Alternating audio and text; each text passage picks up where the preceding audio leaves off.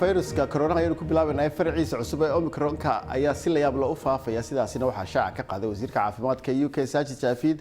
waxaana UK ka mid tahay dalal badan oo soo saaray warbixino xaaladdu halkay marayso iyo xayiraadaha laga yaabo inay soo rogaan iyadoo Omicron-ku faafayo haddii aynu eegno xagga qaaradda Afrika waxaanu arkaynaa in dalka Koonfur Afrika madaxweynaha Cyril Ramaphosa la daweynayo iyadoo uu soo ritay virusku waxa uu dareemay xanuun markii uu tagay jiraasadii loo sameeyay madaxweynihii hore Koonfur Afrika FW Craig ee Cape Town ka dhacday madaxweynuhu uu talaalaa waxa uu ku jiraa karantiin waxa uu sheegay in xanuunkiisu digniin u tahay dadka kale inay is jiraan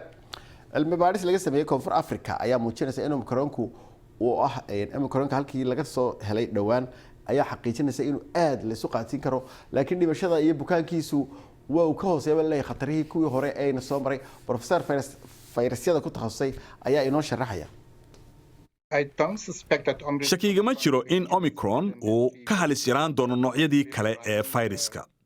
waxaan is leeyahay waxa wada heerka cudurka ee Koonfur Afrika inay tahay tirada dad badan ee difaaca dadka oo kor u kacay waxa ugu wacan in dadku ay qaadeen fayraska saddexdii mawjadaad ee ugu horeeyay hadda waxaanu ognahay in Omicron uu yahay mid wax iska caabinaya laakiin sidoo kale waxaanu ognahay caabuqyada caadiga ah iyo talaalkuba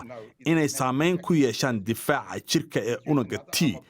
kaasi oo aynu aaminsannahay inuu yahay midka ugu weyn ee difaaca cudurrada halista ah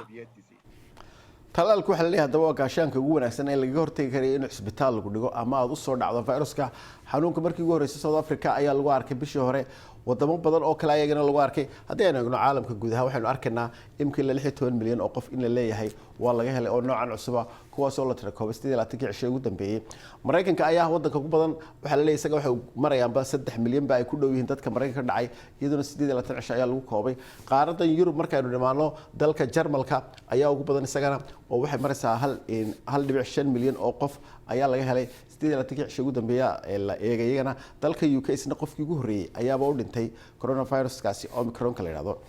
guud ahaan Afrika markaynu iyada eegno waxaynu ognahay in 9 milyan dad ka badan ay qaadeen viruska coronaha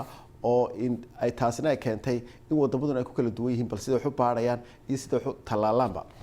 hadaba sida la sheegayo imika waxa jirta in hay'adda caafimaadka adduunku ay ka hadashay Omicron-ka oo leedahay waxa uu soo saarayaa in sanad walba 1 milyan oo waxa la jeedaa bil walba 1 milyan oo cusub oo laga diiwaan galiyay 69 cisho ugu dambeeyay Afrika wali macluumaad badan laga hayo hadaba Omicron-ka hay'adda caafimaadka adduunkuna waxay ka digaysaa in la isqaadsiin karo Omicron-ka oo markaasi uu aad la isu qaadsiin karo marka loo eego Delta waxaan arkaynaa cadeymo la taaban karo oo ku saabsan badbaadinta difaaca jirka taas oo ah awoodda virusku uga baxsan karo difaaca dabiiciga ah ama talaalka waddanka UK iyo wadamo kale ayaa daabacay natiijooyin cusub oo ku saabsan viruska Omicron oo laga helay talaalada marka la eego caabuqa laakiin taasi macnaheedu ma ahan in talaaladu aysan ahayn kuwo difaac bixinaya mana aragno sababo aan u rumaysano inay lumin doonaan ka hortagga talaalka ee caabuqa daran iyo dhimashada